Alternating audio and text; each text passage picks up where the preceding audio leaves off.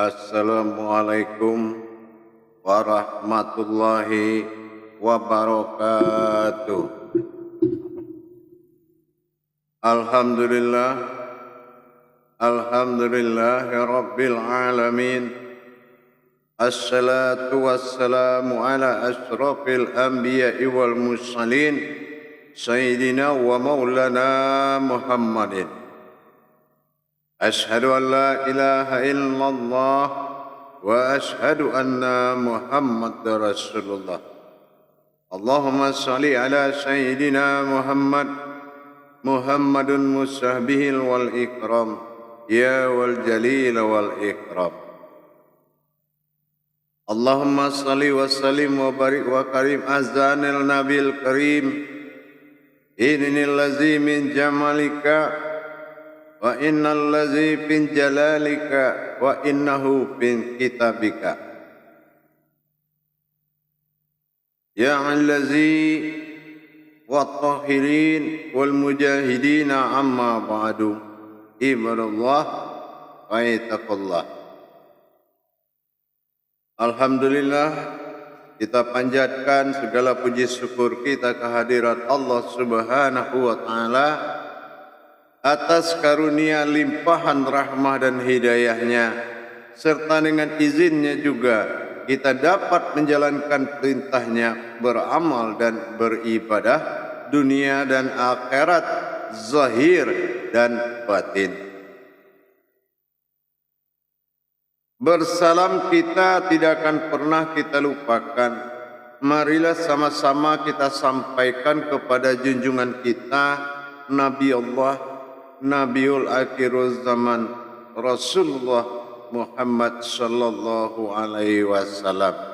Atasnya kalimahnya dengan mengkalamkan Allahumma sholli ala Sayyidina Muhammad wa ala alihi Sayyidina Muhammad. Bersyukur kita ya Allah kepada Allah ya Rabbi dalam rangka meningkatkan iman dan takwa kita kepada Allah. Maka dalam kesempatan dan waktu yang dimuliakan oleh Allah ini, kita akan berbagi ilmu pengetahuan, tentunya dengan belajar. Semulia-mulianya sifat bagi umat adalah mampu berbagi kepada sesamanya. InsyaAllah bertemu lagi dengan saya, Guru Mursyid Syekh Nur Muhammad Buya Irwan Maulana Al-Khalidi, Sumatera Barat, dalam rangka bertolabul ilmi pada majelis zikir kita, Majelis Zikir Marifatullah Jakarta, dalam rangka bertolabul ilmi. InsyaAllah kita akan mencoba bersama-sama berbagi wawasan. Mudah-mudahan wawasan ini bermanfaat buat kita semua, InsyaAllah. Para hadirin, para jemaah, para ustaz dan para habaib dan semua para yang ulama dan para hamba Allah yang sangat dimuliakan oleh Allah rahimakumullah. Dalam kesempatan ini saya akan berbagi wawasan tentang cara bagaimana kita berkesinambungan di dalam batinnya bismillah. Bagaimana kita sampai sambung rasa, sambung batin dengan Allah dengan kekuatan bismillah. Kenapa? Kalau hanya sekadar kita membaca, bismillah ini akan jatuh menjadi ayat dan ucapan tanpa kita bisa membuktikan, merasakan kehadiran Allah di dalam makom daripada bismillah sebagai penentu dan penghulu daripada ayat. Pada tayangan-tayangan yang telah lalu, saya sudah menyampaikan kepada kita semua tentang apa hakikat bismillah itu. Sesungguhnya kita sudah pernah membicarakan, tetapi dalam rangka itu perlu kita meningkatkan daripada penglihatan mata batin dan menjalankan kodrat bismillah itu dalam menyatakan sesuatu perbuatan, sehingga perbuatan ini adalah perbuatan Allah semata yang kembali kepada dirinya. Inilah yang dikatakan amal dan ibadah. Kita hanya yang beribadah, sementara kodrat itu kembali dengan kodrat antara zat dan sifatnya Allah pada sendirinya. Kalau kita berbicara tentang kodrat daripada bismillah, sirnya sendiri, rahasia yang ada di dalam ba alif sin tadi, ba itu sudah saya pernah sampaikan, bara'ah alal batinah, itu adalah batin daripada sifat kodrat daripada sukun kosong dalam wujudnya. Itu adalah masa kosong, masa sukun, atau dikatakan la lam alif. Dia lam alif artinya tidak, berarti tiada, itu adalah alamnya Allah. Nah, mana alam Allah pertama? Ini yang disirkan dalam alif, yaitu sukun pada tempat. Jadi kalau kita ingin tahu bagaimana caranya kita menghadirkan Allah, baik untuk disembah, baik untuk memohon keselamatan, baik untuk menjadi jiwa dan raga kita, baik untuk menyelamatkan hajat kita, baik untuk menyatu dengan Dia, kita harus mengkaji kembali kodrat sir, rahasia yang terkandung di dalam kodrat alif tersirat itu. Apa yang dikatakan kodrat daripada alif tersirat? Apa nama kodratnya? Bagaimana cara bertajalinya kodrat itu dengan kita? Menuju kepada lapisan 4 pada jasad, kulit, daging, urat dan tulang, berdiam pada 3 makom diri dan umat makom rahim, yaitu pada kolbi, batin, markubah, jantung dan makni pada kening, bersifat daripada 14 sifat. 3 kodrat ditambah 4 kodrat menjadi 7, bertajalilah dia kepada sifat alif lam lam ha. Nah, apakah kodrat alif lam lam ha tempat milahnya tadi, mi'ilah, apakah memang masuk ke dalam pandangan kodratnya Allah dalam milahnya ilah ke dalam Allah? Artinya apa? Benar-benar batinnya Allah masuk ke dalam kodrat-kodratnya, hadir ke dalam kodratnya, menjadi Rabbil Alamin, Tuhan dari sekalian alam.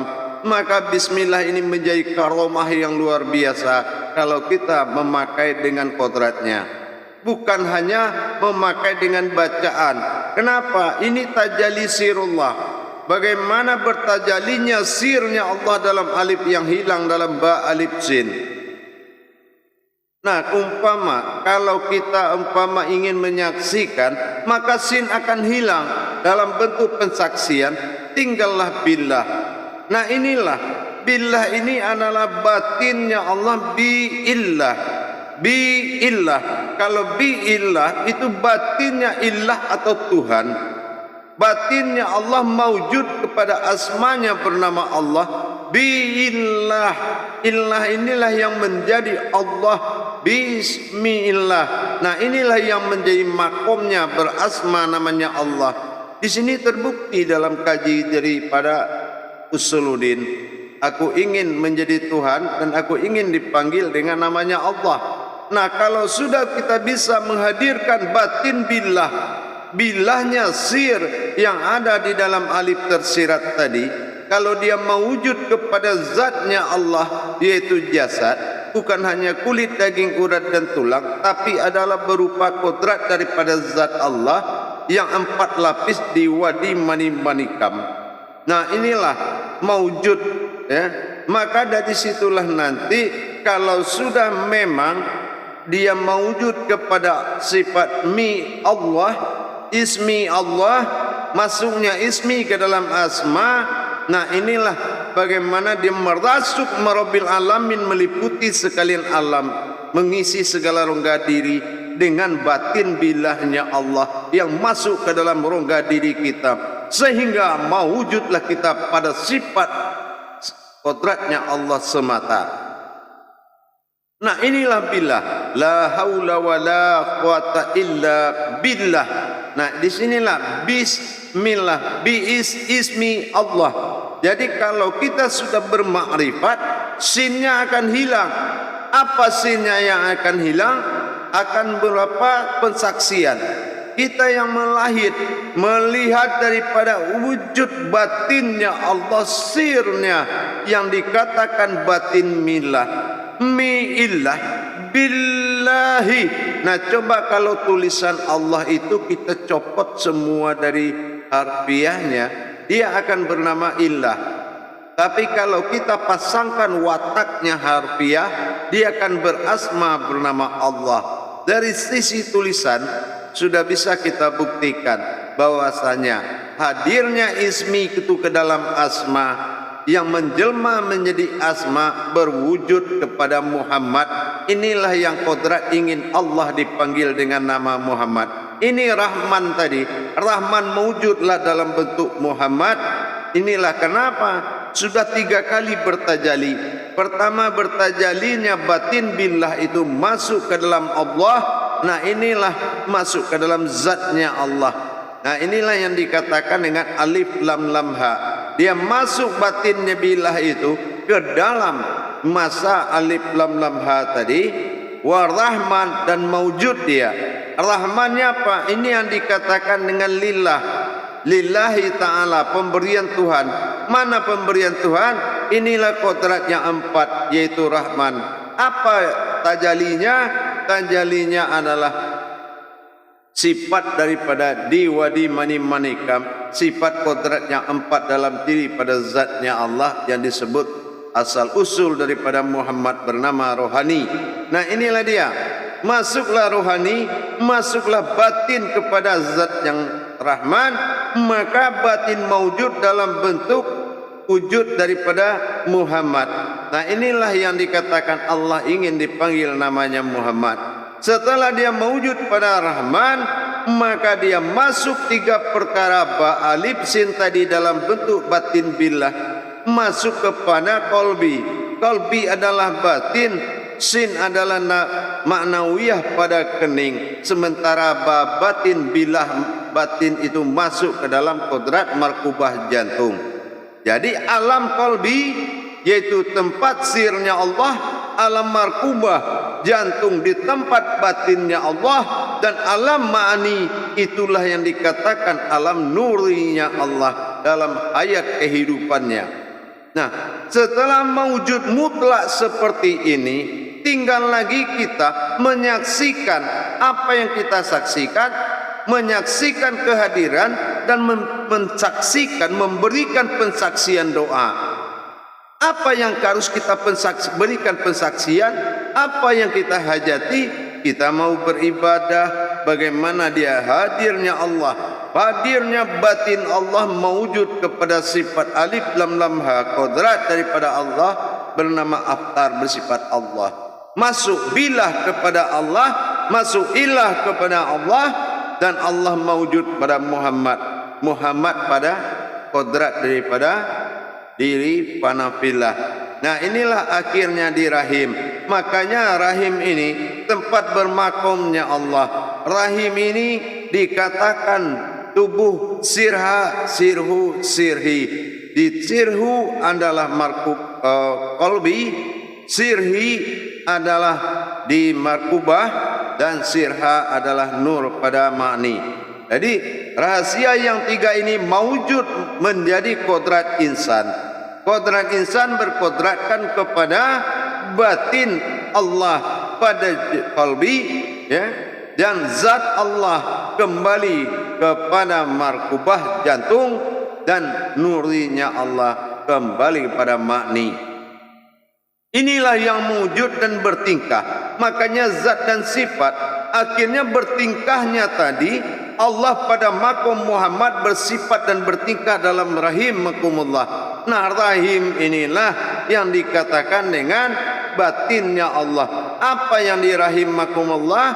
Jasad menutupi nur, nur menutupi zat, zat menutupi batin, batin menutupi sirnya Allah, batin demi batin. Maka dikatakan tubuh rahim, tubuh yang menyimpan daripada perbendaharaan, yaitu Allah Subhanahu wa ta'ala. Dalam batin kita menatap keilahan tunggal bagi diri.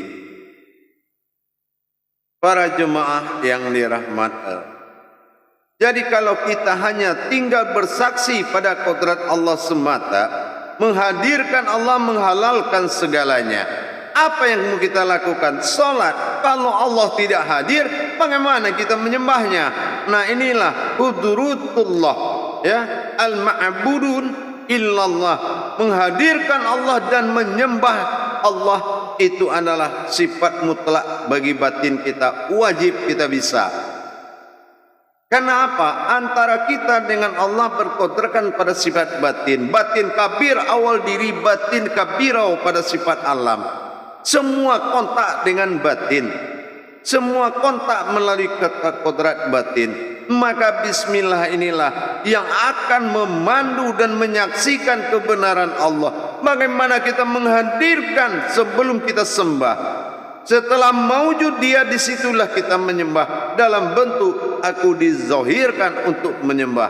Nah, disinilah kodrat-kodrat daripada Allah tadi yang harus kita paham, bagaimana kita bertajali dengan Allah di dalam bismillah. Para jemaah yang dirahmati Allah rahimakumullah, sangat wajib dan wajib sekali kalau kita harus paham billah itu sir. Kenapa ba alif sin? Nah, ini saya terangkan lagi sedikit lagi. Kalau ba alif sin, sesungguhnya ba ra'a atau batin ini sirnya alif, sin itu adalah hayat. Berarti begitu milahnya batin billah itu mewujud kepada Allah, mau berkodrat kepada alif lam lam ha, milah masuk dia ke dalam kodrat alif alif lam lam ha, atau dikatakan kodratku sendiri atau aftar, maka mewujudlah pada sifat Rahman dalam bentuk Muhammad, dalam mewujudun Muhammad, mim ha mim dal, 4 perkara daripada Rahman. Nah, setelah itu barulah hayat di dalam alam rahim, itulah jasad rahim. Yang mana jasad ini, di dalam jasad ada insan berdiri, dalam insan ada batin, dalam batin ada wujud. Inilah yang dikatakan rahim. Jadi kalau kita sudah berkodratkan kepada keallahan, sifat Allah telah mewujud bagi diri karena milahnya batin bilah Allah. Kalau bilahnya sudah mewujud ke dalam asmanya Allah, maka Allah ingin dipanggil Muhammad dengan kodrat Rahman, maka hayatlah, af'al dan bergeraklah dalam kodrat batin. Inilah yang dikatakan Allah bersifat pada zatnya sendiri. Jadi bersifat dia bergerak, af'alullahnya, ya, fi'ilnya dia juga bergerak. Maka bismillahirrahmanirrahim mewakili semua amalan. Kalau memang ini tahajud dalam awal, selama-lamanya menjadi pokok amalan tunggal bagi diri. Para jemaah yang dirahmati Allah rahimakumullah, apa perlu kita baca? Tidak. Jangan kamu jadikan sedikit suaramu untuk bisa menjadi perantara kepada Allah, tapi kamu harus bertajali dengan batinmu sendiri dalam menghadirkan kodrat daripada batinnya. Allah dinamakan billah, awal asal usul sir Allah alif tersirat. Inilah yang akan illah billah menjadi Allah. Illah akan mewujud menjadi Allah sesuai permintaannya. Aku ingin menjadi Tuhan dan aku ingin dipanggil dengan nama Allah.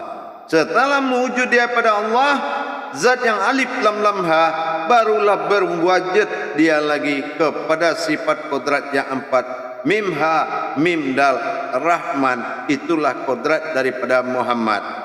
Nah, setelahnya berkodrat Muhammad, barulah mewujud dalam hayat dan bersifat bertingkah hidup dia daripada kodrat rahim, yaitu manusia yang rahasia, kodrat yang rahasia, kodrat yang tidak tahu di asal usulnya. Inilah para jemaah yang wajib kita pelajari, menghadirkan kebenaran dan kebesaran batin Allah di dalam setiap perbuatan, maupun kita menuju suatu hajat, berjalan kemana, mau berkunjung kemana, jangan lupa selalu menghadirkan Allah. Jangan lupa, tidak ada doa yang lebih mulia selain daripada hadirkan Allah dimanapun kamu berada. InsyaAllah wa huwa ma'akum aina ma kuntum. Dimanapun kamu berada, di situ Allah itu ada. Artinya wa huwa, kalau sudah dia padamu semua, Aina maka saya ma kuntum adalah kamu. Nah, inilah iman tertinggi di dalam hukum hakikat. InsyaAllah para jemaah, mudah-mudahan menjadi suatu amalan dan pegangan agar kita kemanapun kita pergi, kita selalu menghadirkan Allah. Itulah ilah billah, maujud kepada Allah, pada kodrat yang wujud adalah Muhammad, empat pada Rahman, Mim Ha, Mim Dal, dan Rahim pada tiga bermakum pada qalbi, ada sir dan batin, ada pada markubah jantung, dan ma'ani nur ada pada kubah adalah kemakni atau kening kita. Akhirnya 7 sifat ini sudah bertajali Allah dalam zahir dan batinnya, dan bermaujud Muhammad dalam Bismillahirrahmanirrahim, diinput, dirangkum dalam satu kodrat. Maujudullah al-haqqal al-maujudun Muhammadun lillahi rabbil alamin. Disinilah keputusan bismillah dalam kodrat yang wujud sampai mewujud, dan ayat dalam rahim bersifat Allah pada rahmannya. InsyaAllah mudah-mudahan bermanfaat dan bisa menjadi amalan dan diamalkan dimanapun kita berada. Kemanapun dan dimanapun, di situ ada Allah. Para jemaah yang dirahmati Allah, rahimakumullah. InsyaAllah silakan kita melaksanakan amalan tersebut, siapapun kita, dimanapun kita.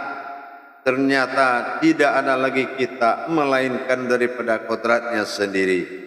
Biasakan menghidupkan pandanganmu di samping kamu melihat apa yang kamu suka. Tapi ingat, pandanganmu harus ada. Apa yang kamu pandang, mewujudnya pada Allah, pada diri kita. Bagaimana kita menghadirkan Bismillahirrahmanirrahim? Bagaimana kita menghadirkan sampai daripada wujud dan mewujudnya hayatnya pada rahim?